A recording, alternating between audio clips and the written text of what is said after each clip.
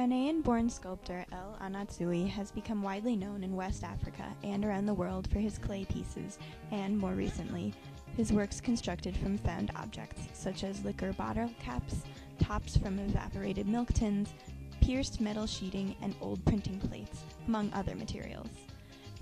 While perhaps better known in the West for his large-scale found object pieces, Anatsui previously worked extensively with clay, through which he sought to use form as an interpretive medium. The medium of clay is entrenched in cultural meaning to the Igbo, among whom Anatsui lived for nearly 30 years. According to Igbo faith, Obatala, the divine potter, scrupulously crafted humankind out of clay.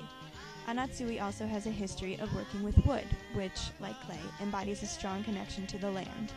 In an interview with a representative from the African Studies Center of the University of Pennsylvania, Anatsui explained, "Art is something that is environment-based. It takes its roots from a certain soil. For instance, if you take a tree that thrives in the tropics and plant it in a temperate climate, it might not survive. The same can apply to an artist. If what you derive from your nature is not much in the new environment, you might find it difficult to create." In particular, clay's relation to the soil carries connotations of regeneration and cyclical life. The nature of clay itself denotes both permanence and transience in its transformation from malleability to solid form. Yet ceramics are a particularly fragile form. They are consistently vulnerable to destruction, and this idea denotes the absence of finality and the presence of infinite possibility. Anatsui capitalizes on this by constructing multiple ceramic pieces that appear cracked and damaged, or creating pieces exclusively out of broken shards. In passing on to another level of existence, Anatsui's clay pieces connote perenniality. These same themes of impermanence and transformation can be found in Anatsui's newer work, created of discarded refuse. In a recent interview with a representative of the National Museum of African Art in Washington, D.C., Anatsui was asked if he considered his work comparable to recycling.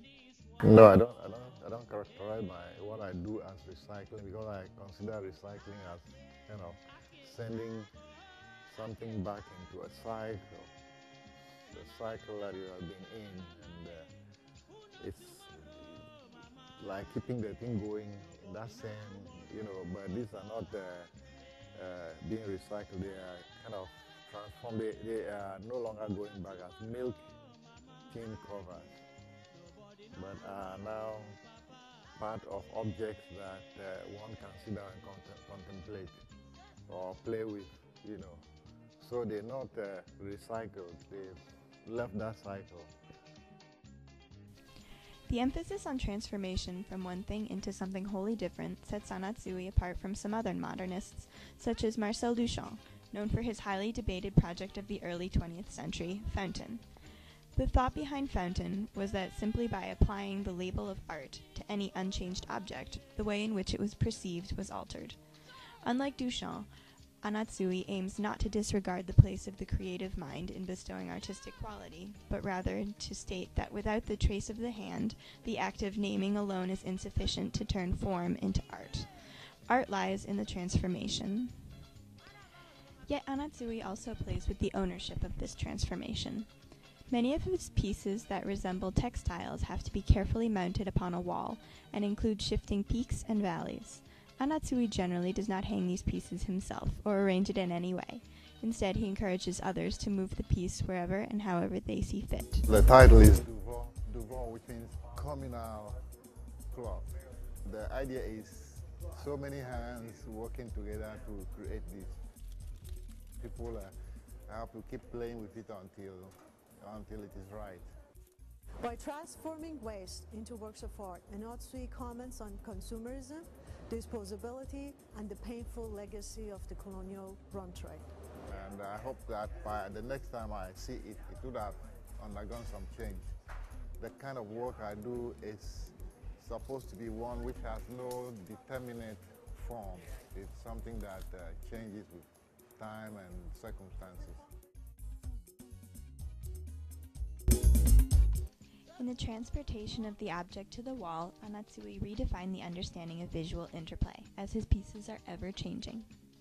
Yeah. So when you see the work, do you see it with fresh eyes every time in all the different spaces? Yes, you do, because each time it looks a bit different. The way the works are configured is different. Each individual work is worked and is hung in a slightly different way, and the way they relate to each other will be different.